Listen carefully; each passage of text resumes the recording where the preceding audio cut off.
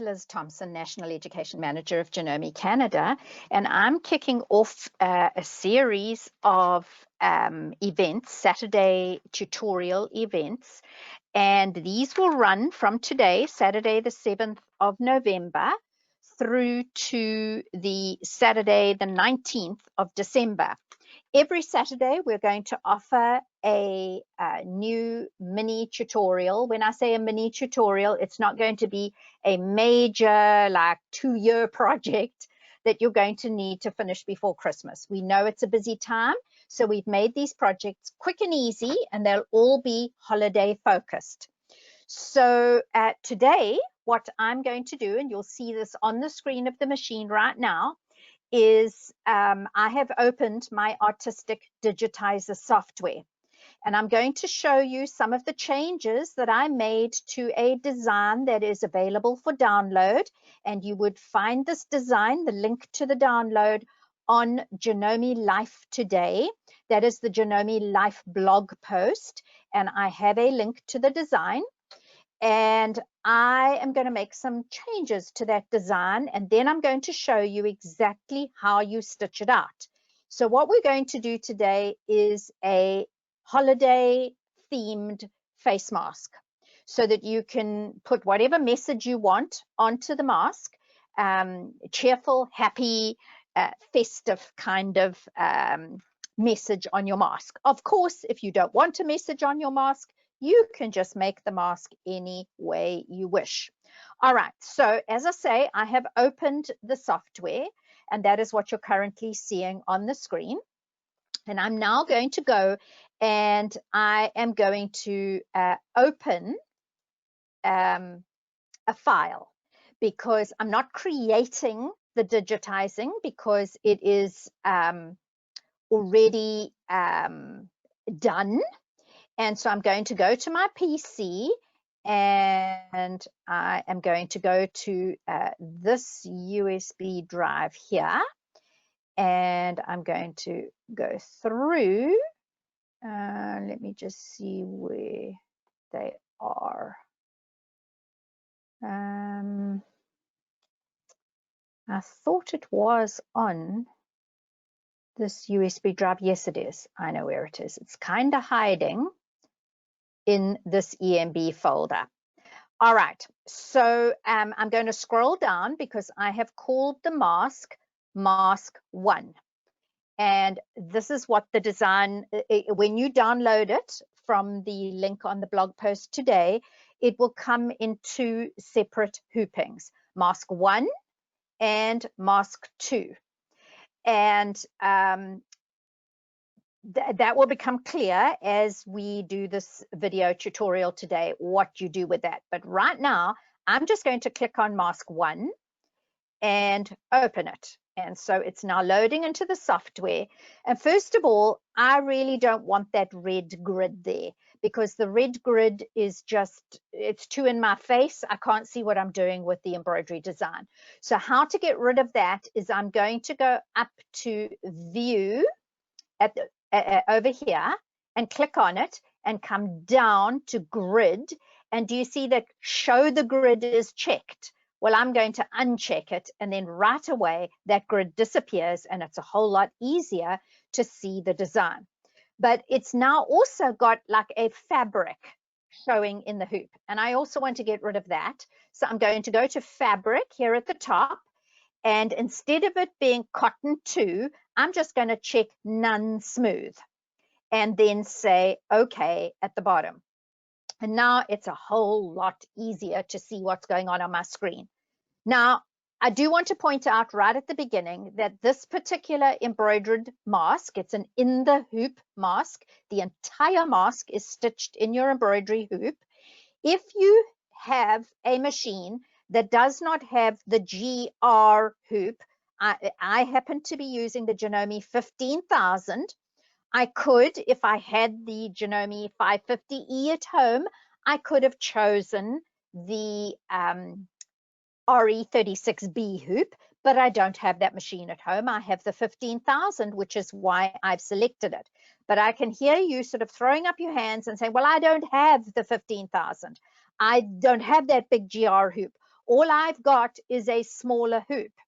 If you have got a 5x7 hoop with your Janome embroidery machine, you can do this project. What you're going to have to do is you're going to have to take this design and you're going to have to split it in two, and it's easy to do that. It comes in two halves. So you are then going to save it as two halves, and you will then stitch this design out 3 times. One for the one half of the hoop, the other for the other half of the, half of the mask, another for the second half of the mask, that's this half over here, and then for the third hooping where you put those two halves together down this center curved seam, which is what goes from your nose down to below your chin. That will all become very clear to you as we do this tutorial. So I'm just going to proceed as for the GR hoop, and I'm going to stitch both these halves out in one hooping. But there are a couple of changes that I want to make. First of all, the design came with this little emblem or monogram on it, and I don't want that there. I want to put something different in there. So I'm simply, as you could see, I selected it. I drew a little selection box around it, and now it's got that blue box, and if I press delete, it will be gone. But I want to show you that over here on your sequence menu, I could have, if I click out of that and deselect it, I could have selected this part here, the number 5 part, then pressed Control and scrolled down and selected the next part. And then if I now press delete, do you see it is now gone from the design? You cannot do that at the embroidery machine. That deletion can only be done in your embroidery software or in AccuDesign app if you have that app. Now what I want to do is I want to put something in here because I want it to become a festive holiday mask.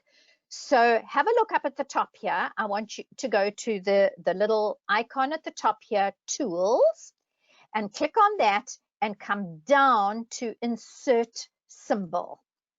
And I happen to have wingdings selected. You may not have wingdings on your particular computer. These are there because they happen to be on my computer. You may not have it, but you can scroll around and look for a different design. It doesn't have to be this particular snowflake symbol that I've got. So I'm going to click on that symbol and I'm going to say insert. And then when I come and click in my hoop and pull it, and then I can close this window. Do you see that I now have a little snowflake in my mask, which is what I wanted? If I pull on the little buttons on the corner, I can make them bigger. I don't want the snowflake that big. I want it fairly small. So here I go over here. Notice that here it is. It's selected because it has its blue selection box around it, and it has an outline and it has a fill. And you can see that down the bottom of the screen here. It has a black outline, and I am going to X that off. I don't want that black outline. All I want is the white, which is really hard to see. So I'm actually going to make it pale blue or aqua, and then touch my little selection box. And do you see now it's much easier to see it in my selection box because I've made it a pale blue color. And now when it stitches out at the machine, it's only going to stitch out as, have a look up here on my properties box. It was digitized automatically by our Artistic Digitizer software as a satin stitch. So it's going to be a little satin stitch snowflake. I did not feel, because I've already stitched it out, I've tried it out, I didn't feel that it was necessary to have an outline stitch all the way around that satin stitch. So I have omitted that. But now there's another thing that I want to add to my mask. So I'm going to go over here to the left-hand side and hover over the big T for text, and I'm going to click the text. And what opens up is a box at the top, a menu. And I am just going to leave it at Arial font, which happens to be one of the TrueType fonts that comes with my software or comes with my computer. And I am going to type in there, let it snow, and an exclamation mark. All right. I'm also going to reduce. No, I'll leave the font at that size. I'm not going to worry. And then if I put a selection box around it, here I have let it snow. Now it's white again, so I want to change that color because it's very hard to see it on the screen. You can see it now because it's magenta because I've selected it, but white on the white screen is not easy to see. So I'm going to click on that, and let's go over here and just make it this sort of mauve color. And then select it with my selection box. And now we have let it snow in the box. It's over there, and it is a different color. It's sort of a pale pinky magenta color. And what I want to do is I want to click just on that let it snow and bring it down here. And now notice that it's got these little arrows around the corner that if I pulled the corner, it would make the word smaller. So let's go, actually it's probably easier to do that at the top here. Let's make it 90, and I've got proportional checked so it's not going to skew the word, and then I've made that just a little smaller. I don't want it too small because then the digitizing is going to be fairly tight when I stitch it out at the machine. If I click on that box, do you see that I get these little arrows around the side? So if I turn those, do you see that I'm now rotating my word? And then if I click it again, I can pull this in, but I haven't rotated it enough. So I want to rotate it a little more, and then click and move my let it snow into a position on my mask that I like. And then I think I'll move my snowflake a little bit over there. So there we have let it snow. What we can do you see here, I've got little jump stitches between some of the letters. I could move the letters closer together, but I'm not going to take time to do that now. I would need to break all the letters apart first so that I could shift them together. I'm just going to leave it as it is, but it's a quite easy procedure to select the whole lot and then right click and break apart. And then what it does, it's removed some of those jump stitches between the words. You can see some of the smaller jump stitches are there, but they're barely visible once it has stitched out. So if you look at that now and you say, okay, I'm happy with the arrangement of those designs, that I've deleted some and added my own new designs, but do you know what? They're not in the right order of stitching. So if we come over here and look at our sequence menu and we scroll all the way to the top, the very first color in blue, that's the first and the second sections of the design, are going to stitch out as one color stop. That is my placement line. So once I've hooped up my stabilizer in the hoop, and you'll see that at the machine when I move the camera there shortly and actually stitch it all out at the machine step by step, that is going to be color number 1, and it's going to stitch out only on the stabilizer. Then color number 2, which is a purple color, is the tack down line of the fabric. So you'll see we'll lay the fabric down and we'll stitch it down. The next thing is these 2 sections in the middle here, which actually reinforce the side seams towards your ear, where the elastic gets sewn onto the mask. But that's not what I want as the next step, because that comes after I have stitched my let it snow and my snowflake. So let's scroll down to the bottom. That is down at the bottom because it was added last. So what I'm going to do is I'm going to select that box and I'm going to move it upwards in the window, the sequence menu, and until I've got it, sorry, I went too far. let's bring it back down again, and I want it after the purple stitching. Sorry, I did go really too far. One more, right? That is where I want it. I want color number 1, the blue, color number 2, the purple, and then color number 3, the snowflake, and color number 4 would be let it snow. So that's going to be the order of the stitching. And if I was to continue on, the next color will be stitched in one color, and that's to secure my elastic and reinforce the seam.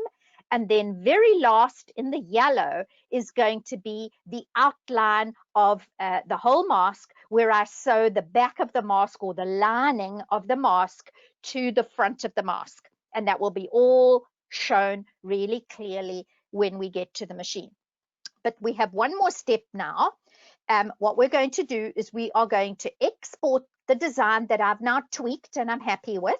We are going to export it to my USB stick, which is plugged into the side of my computer. So if I click on here, I could check first of all that it's centered in the hoop, which of course it was.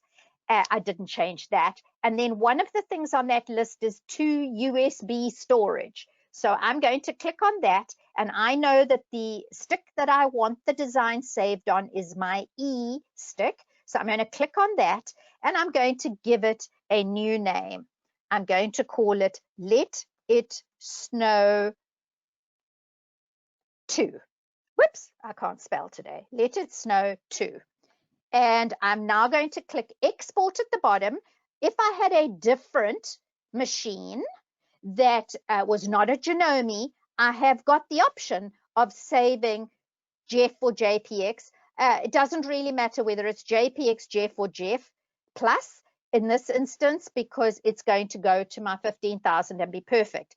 If I had selected a different machine to a Janome, let's say I had a different brand embroidery machine, it would now come up over here with the format for that particular machine. The software is pretty intelligent. It knows what format you need.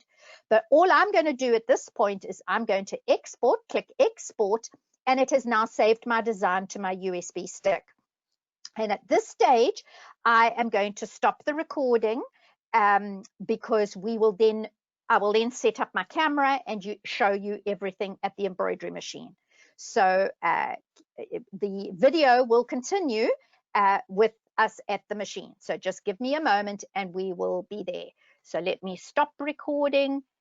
And hi, I'm back again. I have the machine all set up and ready to show you step by step how to embroider the in the hoop face mask that we showed on the software just a short while ago. Okay, so first and foremost, I have my design that we exported to the 15,000, and I chose to save it on a USB stick. And that USB stick has been put into the side of the 15,000 embroidery machine. And I wanted to show you something that seems to confuse quite a few people. So let's go through it just to make sure that it's crystal clear. So let me get my little stylus pen from the side of the machine.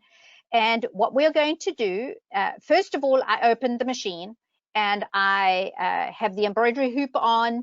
I have the GR hoop hooped up with black stabilizer. That is Madeira Cotton Soft Tearaway Stabilizer. And now what we're going to do is, and we're in embroidery mode, as you can see, I am going to go to the open file, and I have got the design on the USB 2 stick.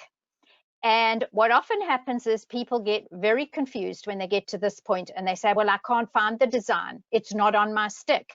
Yes, it probably is on your stick if you saved it on the stick. So one of the ways that you can go is to touch this little up arrow here. And if we touch that, it shows you all the categories that happen to be saved. And you don't need to, it's a little bit fuzzy. You probably can't read what I've got in those categories. Doesn't matter. It's just that the particular stick that I'm using, I have got a number of CDs of embroidery designs that I have saved to this stick so that they're handy and I don't have to be running back to a CD and getting my external CD drive out and finding the design. I've got them all saved on that stick, the ones that I use sort of or have been using for the last 6 to 8 months. Okay, so that is one way to find your designs. You save them in a folder on your stick, and then you would use that little up arrow to find your applicable folder. But we're not actually going to do that here. What we're going to do is we're going to go to the EMB folder, because I saved the designs in the EMB folder. Well, actually, they're on the EMB folder, but not inside the embroidery folder. So you'll see that we've got the scroll bar down the side of the machine. And you don't really need to see me reflected in the screen of the machine. So let me move out of the way.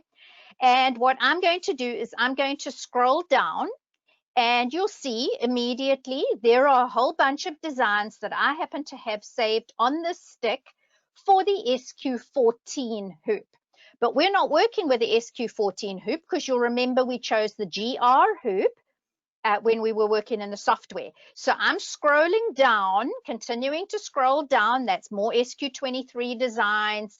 And now we've got to the GR hoop. It saves your designs in your stick by hooping. So if you don't initially see the design on the first screen, keep scrolling down the scroll bar because it'll be in the hoop that you saved it in. So you will see I've got quite a few masks here, but the one that I'm specifically wanting is this one that I had mask snow. All right, so let's call that design up and say, yes, it's for the GR hoop. And I like to touch this little crosshair in the middle of my jog key, because I like to see where I am in the design as I'm stitching. Another thing that is on many of our embroidery machines is this little icon at the top here, right at the top. It looks like two little flowers. And I really love to press that, because then what it does is it shows me only the next color that's going to stitch. And then I know exactly where I am in the design. If I don't have that selected, it shows the whole design, and I'm not 100% sure which color is going to stitch next. And you can get yourself pretty lost sometimes if you don't know where you are. So there we are. I have now selected that, and I am going to move the camera so that you can see a little bit better what's going on in the hoop.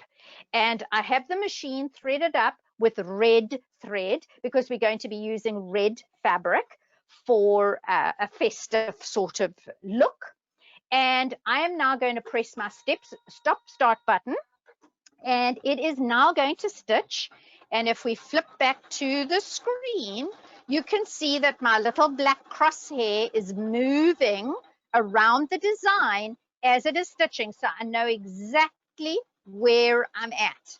Now that red thread is not that easy to see on against the black, but that's okay. You will see a little bit easier later on when we stitch with the white fabric. All right, so it goes back when it runs out of thread. It always goes back 10 stitches. And so that is why I did another little hop, skip, and a jump on that first side. And now it is stitching the second side of the mask. This is our placement line, as I said earlier. It's just going to do that placement line so that you know where to place the fabric. Now you've got several options when it comes to placing the fabric. You could spray a little bit of glue onto the fabric, onto the back of the fabric, and then you could put it down into the hoop. But I personally don't like doing that, because then it makes, when it comes to taking that tearaway stabilizer off the back of your mask, it just makes the job a little bit more difficult, because you've got to pick away at some of the stabilizer that has stuck to the back of the fabric. I personally don't think that it is really necessary to spray it with glue.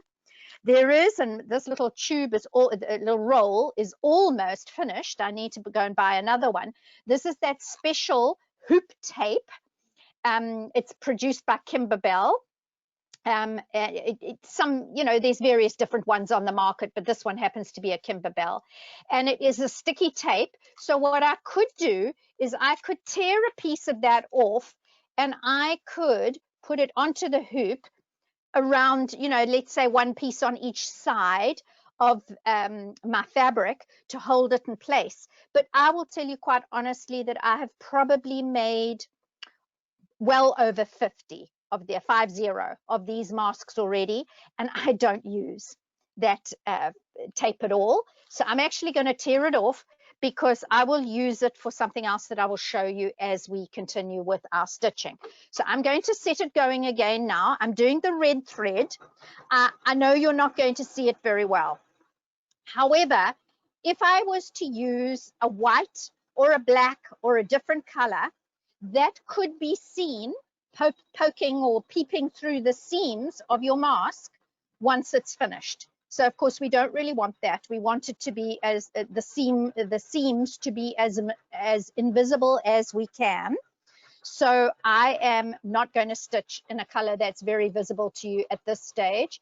So there we go. We've got it. I don't know why we've got some bobbin thread coming up there, but fortunately we won't see it. And then it's going to come down to the other side, and it's now going to stitch this as well. And basically what we're now doing is we are adhering or stitching the two fronts of the mask, the outside of the mask, to the stabilizer.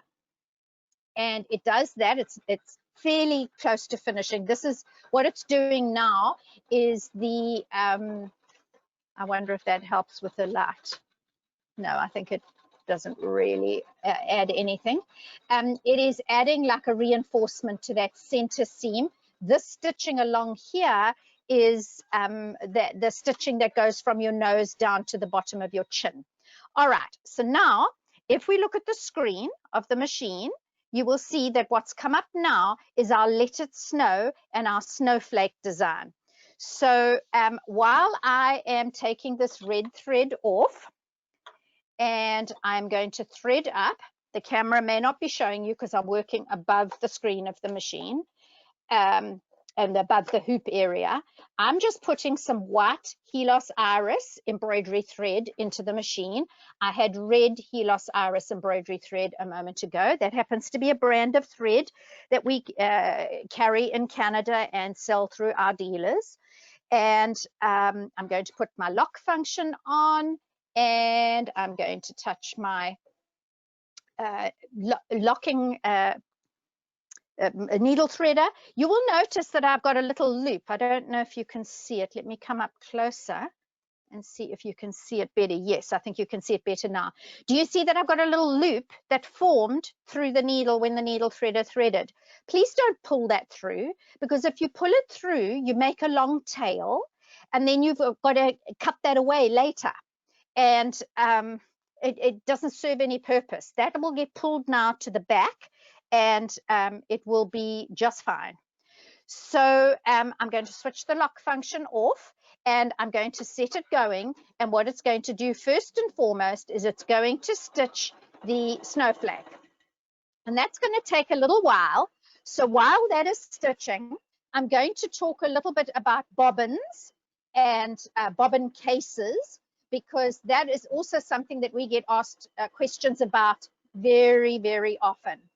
Now, when you buy a Janome embroidery machine from us, you get, especially when you're, well, actually when you're buying an embroidery only machine, you get the two bobbin cases as well.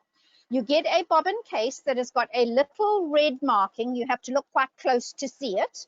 It's got a tiny little red marking on the bobbin case, and that is with a regular tension. It's set at the factory with a regular tension.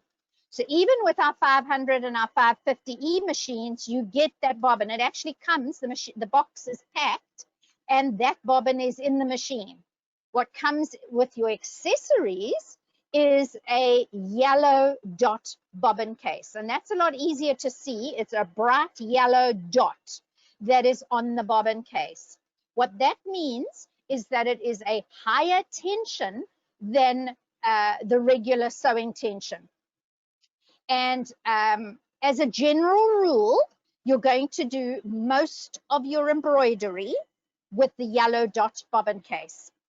There are a couple of occasions when you are not going to do your embroidery with that yellow dot bobbin case, and that would be when you are using a Janome pre-wound bobbin. Now, I happen to be using a Janome pre-wound bobbin in the machine right now, which is, of course, what I put into the machine a moment ago when we ran out of the red bobbin thread. Now, strictly speaking, I don't need the yellow dot bobbin case when I'm using a Janome pre-wound bobbin. Well, why is that?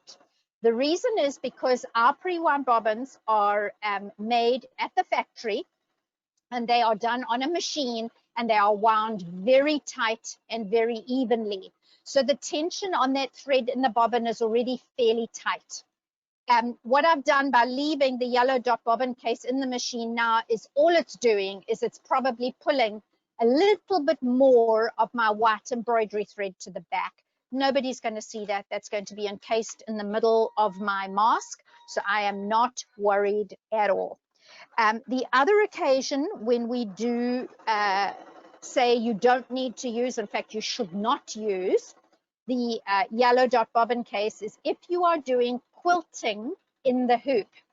If you are using our AccuFill quilting hoop, or you're doing some straight line quilting through all the layers of your quilt, we have a special hoop for that with big magnets that clamp the sandwiched quilt to the hoop.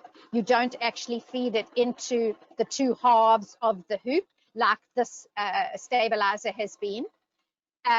You don't, in that instance, when you're quilting in the hoop, you do not want to be dragging your top thread or pulling your top thread down to the back with a high tension bobbin case.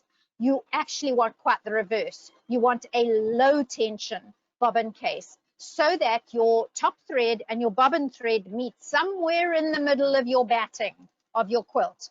And so what I recommend when you're doing quilting in the hoop is that you use our blue dot bobbin case. It's not really a dot like the yellow one. It's a little blue marking like the red marking.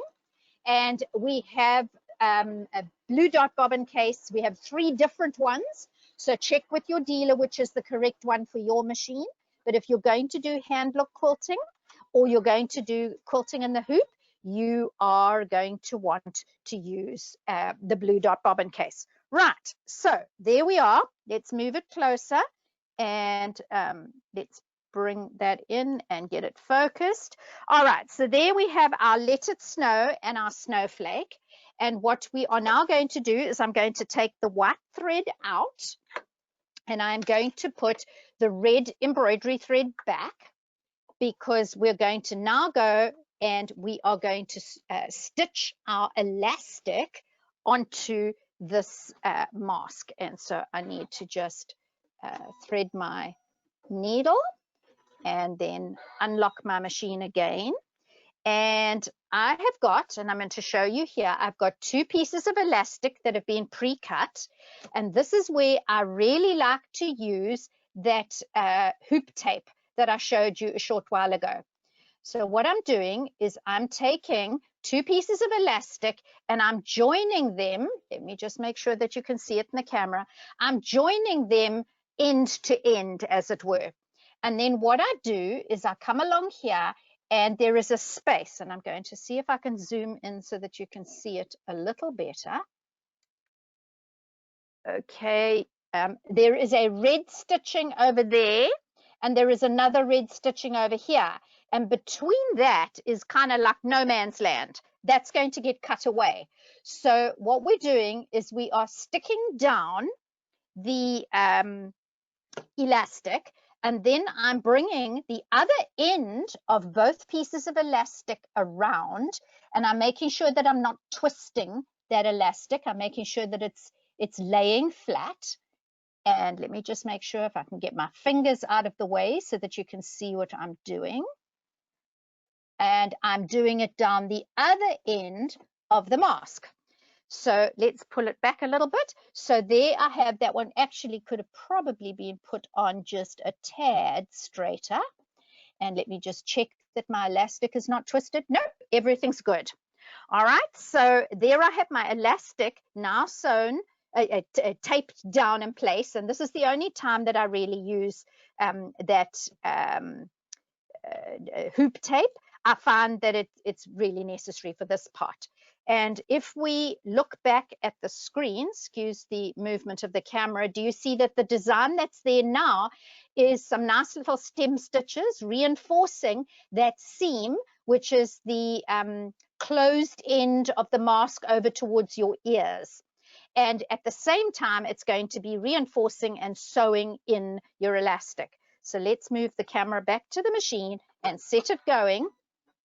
And it will be now stitching down that elastic. And it does a straight stitching, and then it comes back and it does a little reinforced stitch along the top. You don't need to worry about that tape. You don't have to peel it off or anything, because that's all going to be cut away in due course. All right. And there we go. We're going to come back, and it's going to stitch the other side of the elastic. So we've done one ear, elastic for one ear. Now we're doing the elastic for the second ear. So along it goes, and then it finishes that. And it then moves to the last color stop for this hooping of the mask. And I'm now going to take a piece of red fabric. It's just cotton fabric. I did discover the other day, because I'd made a mask with some fabric, and I don't really know where I got it or what the composition of the fabric was. But do you know what? My glasses fogged up something terrible, because that fabric really wouldn't breathe. And so I'm sort of reverting now to proper cotton fabric that's a little bit more breathable.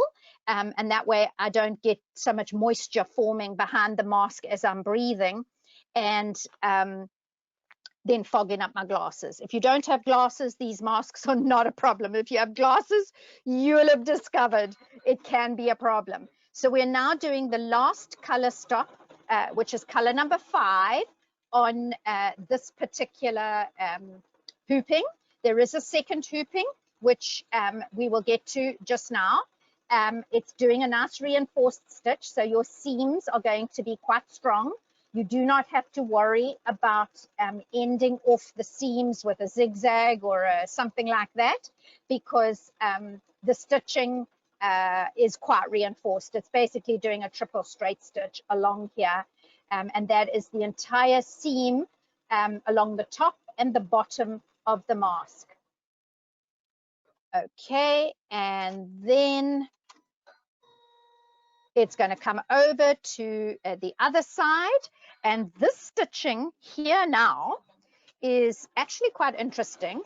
It is the stitching that has been very cleverly digitized. It doesn't matter if this top layer of red fabric wasn't long enough to be caught over on that end. It's, as I say, it's cleverly digitized, because what it's doing is that is where you're going to cut. And you will see when we get to the second hooping that having that, and you'll see it nice and easy when it comes over here. It's going to stitch back now and do the reinforcing. And when it comes just now and stitches here, that actually gives us a really good guide as to where to layer and put those two masks together to sew that center seam. And so having this little extra bit at the top here, or the side of your masks, it's actually the center front of your masks.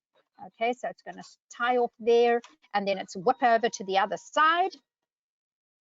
And this is the stitching that I say, this doesn't stay. You actually cut it away, but it gives you a very good guide to know exactly where to lay your 2 halves of your hoop down when you are done. All right, so there we are. It has now finished. It's completed. So what I'm going to do is I'm going to do this particular icon over here, which is a really nice icon. Let's get a little closer so you can see it better. And let's focus.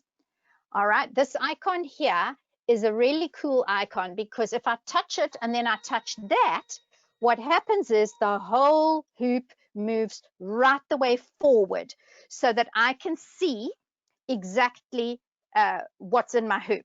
So at this point, what I would do is I would take the hoop off the machine and I would unhoop my stabilizer, just move my hoop out of the way, and there is my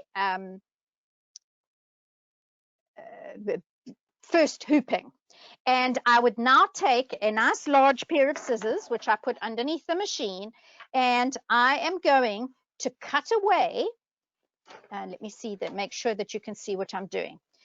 Do you remember I was talking about this line that is a guide? You're going to cut right on that line.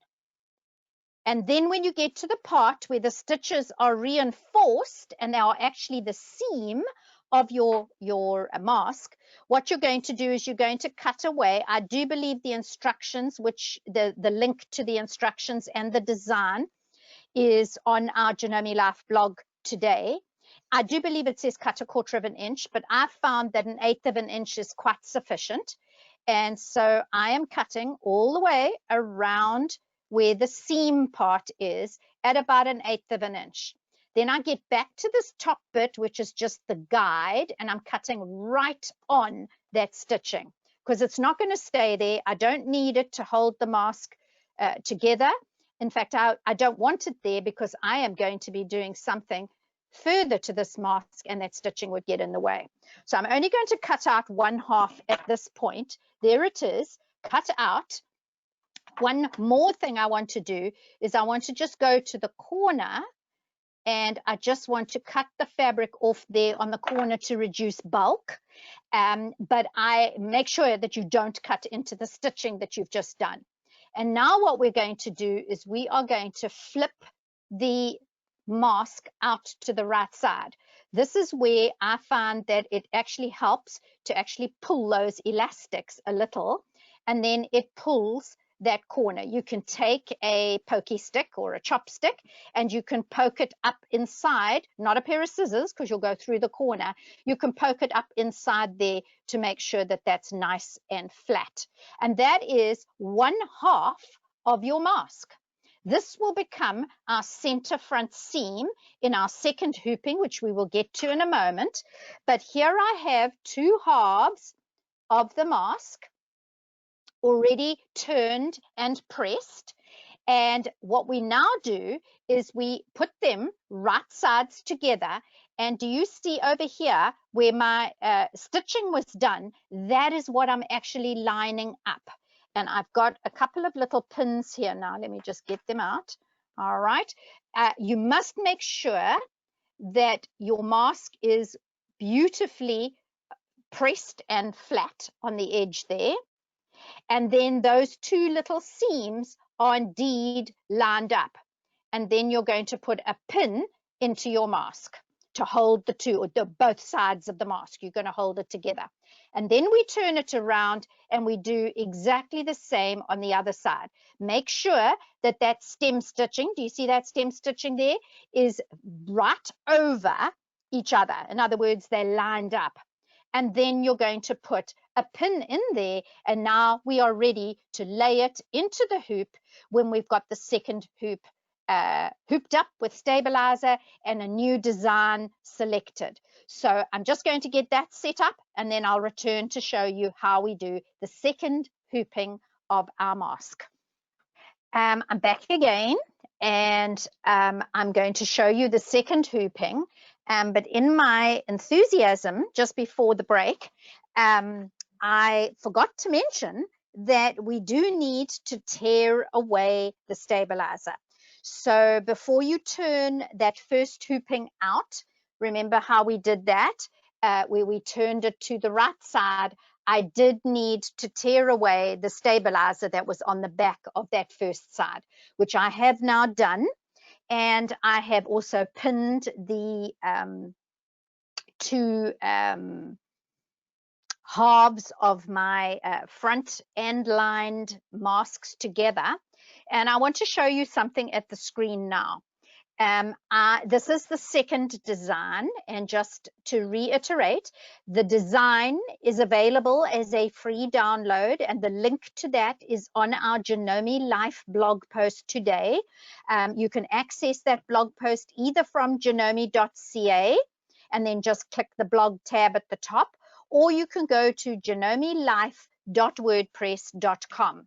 And today, I do believe it's the 7th of November, we have a blog post which gives you the link to these designs. And there are 2 designs as well as a set of instructions, but if you're following along with this video, you won't really need the set of instructions. Now, you'll notice that I have got what looks like a rather odd shape here. I'm going to put it into my edit screen, and you'll notice that I have got the RE hoop on the machine. I've actually stitched out 2 masks, in other words, 4 halves of masks, and I'm going to now stitch them together in one hooping. So I have actually copied the design and then mirrored it, actually the wrong one.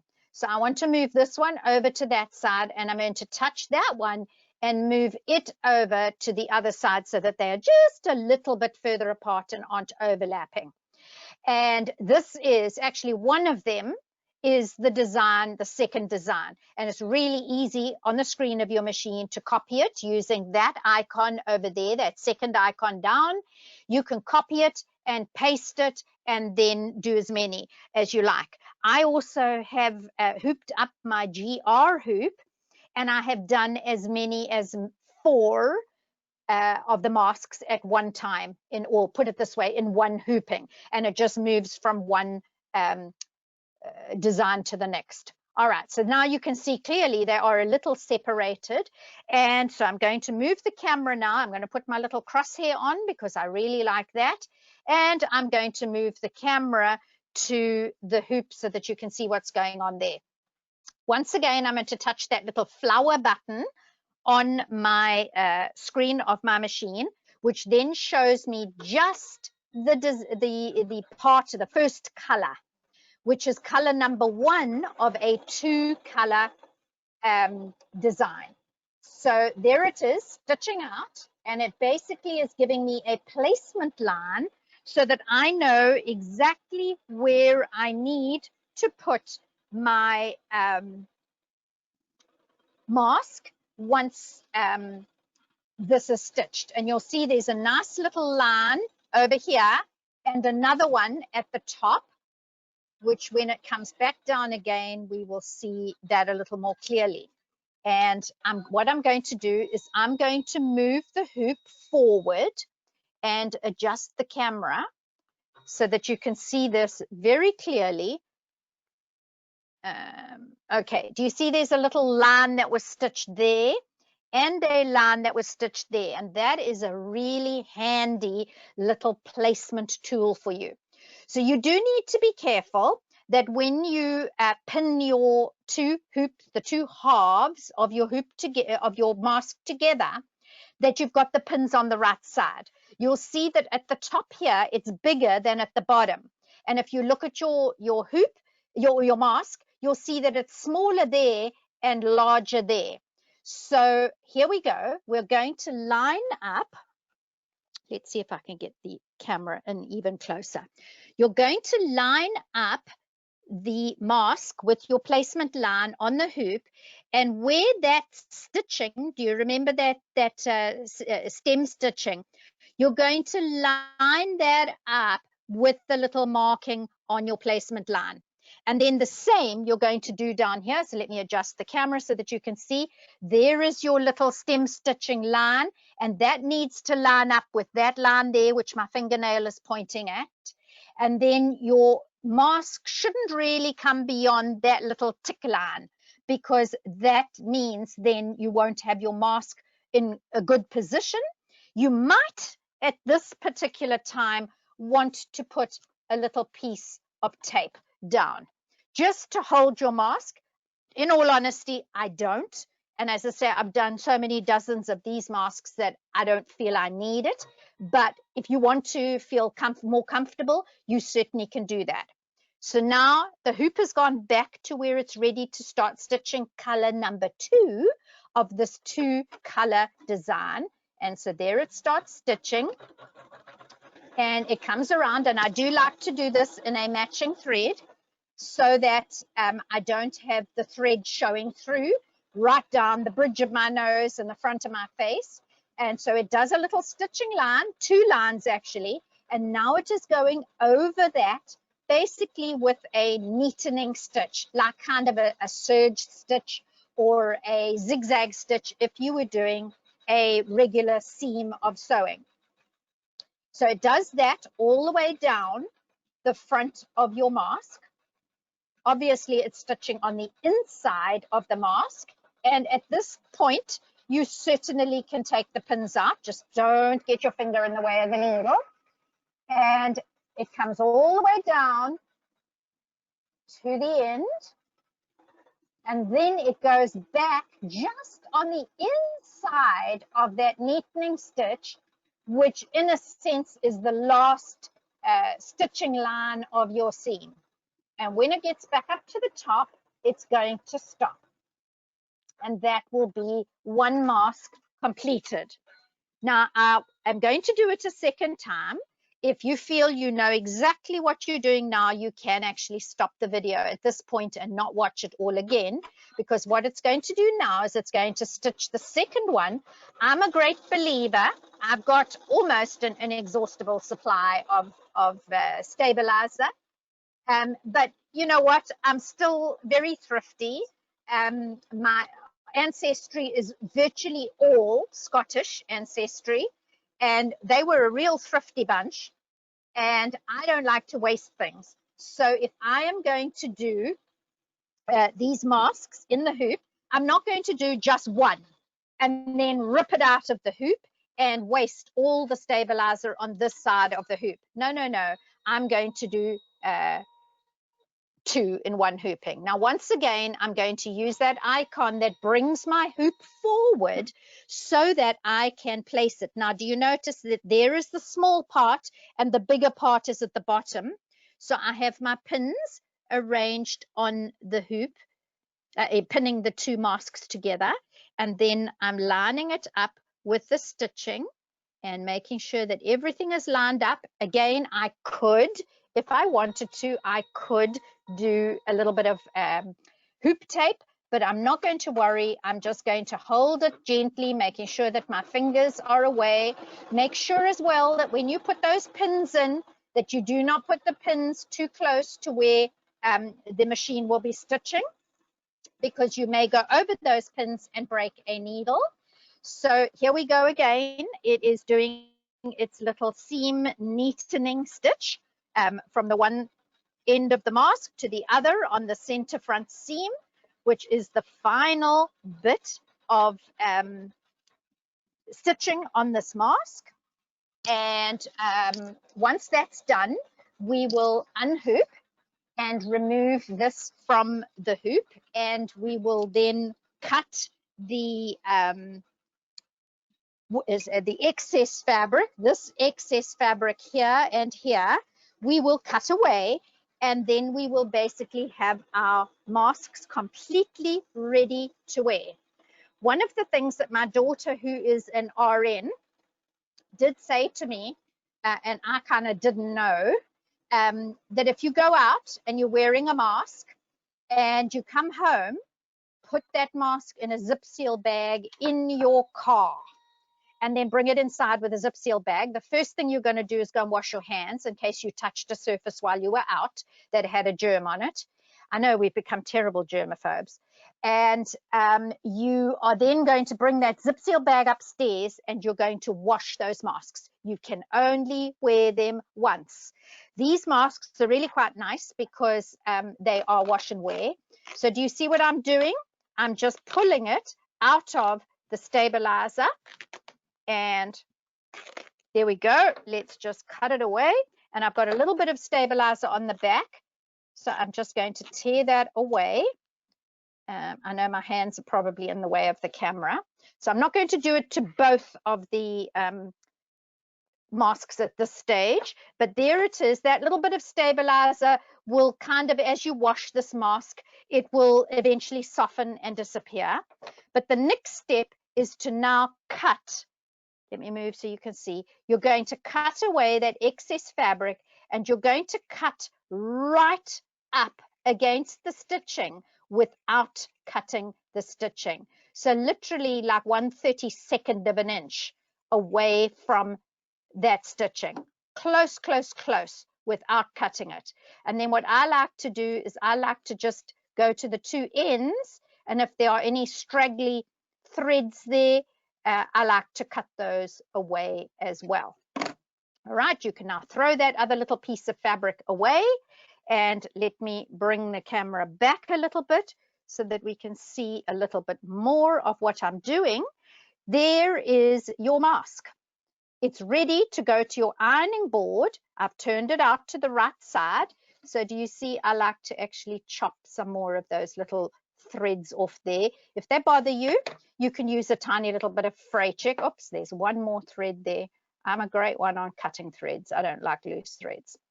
Okay, so now you are ready to actually go to your ironing board and give this seam a good press. And it is now ready to wear. And you would then put it on like that. That's the inside of your mask. I haven't found that one of those nose sort of wires that goes across the nose is necessary. I'm not altogether sure that it would be very easy to put that in here unless you put it in afterwards. Because if your needle on your embroidery machine went over that, I suspect it would break it. But I've made so many of these now, and the link I give you to download the design does have an adult large, an adult small, and I do believe it's got a child small and child large as well. I can't remember exactly how many sizes, but I know that the adult small fits me great. And my one grandchild, she likes the adult small as well because she's a bigger child. But my other grandchild, she's the child small size. And I've been making these for family, for friends, and they're working out really nicely. But I wanted to make, seeing as we are doing holiday projects from today, every Saturday through November and up till the 19th of December, we're doing holiday projects. So I thought you might want to have a look at this mask and make it as one of your holiday projects. As you can see, it really doesn't take very long to make. I do believe each one maybe is 10 minutes of stitching. It's really not an awful lot. Also, just to mention that I did focus on this particular mask a couple of weeks ago with a blog post on Janome Life. So in a sense, this is a repeat of that, except that it's got a video tutorial that you're obviously now watching. And we will have another holiday project for you next week. I don't have my calendar in front of me now to tell you exactly what project it is, but trust me, all the educators are working away and making really cool, quick, easy projects to make for the holiday season. And there will be one every week. One other thing I wanted to mention is that there are many, many different mask patterns out there. This is just one of them. It is also not a medical mask. So please do not think that this mask is going to completely protect you against the virus.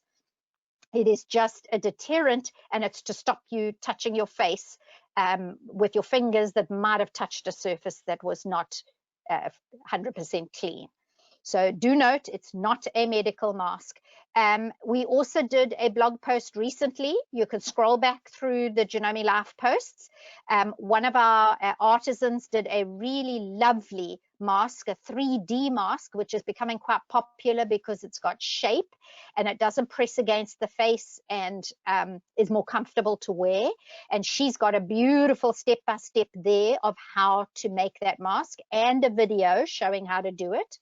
And it has a clear window in the front of the mask so that you can see the mouth.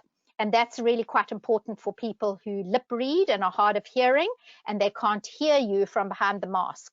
So that's another option that we've got for you. And that was a week or two back on Janome Life. So I do hope you've enjoyed this project. I do hope that you will make some lovely festive masks and get into the spirit of things for the holiday period. Do remember, please stay safe and please don't break the health regulations. Try to keep your bubble as small as possible and keep you and your family and your loved ones safe this holiday season. Have a very happy time between now and Christmas. Thank you very much for watching, and tune in again next Saturday for another video that we will have for you.